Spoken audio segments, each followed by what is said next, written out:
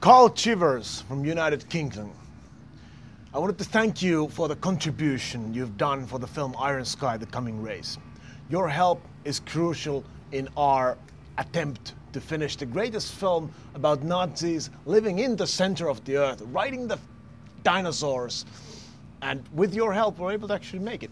We started this process a while ago, and we already have had an amazing, very fun, very fantastic script meetings, which we will eventually pour and pull together into one big script called Iron Sky: The Coming Race.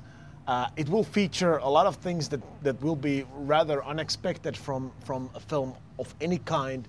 So I want to thank you for the bravery you've shown in contributing and helping us to get this film made. Thanks a lot, all the way to UK. Bye-bye.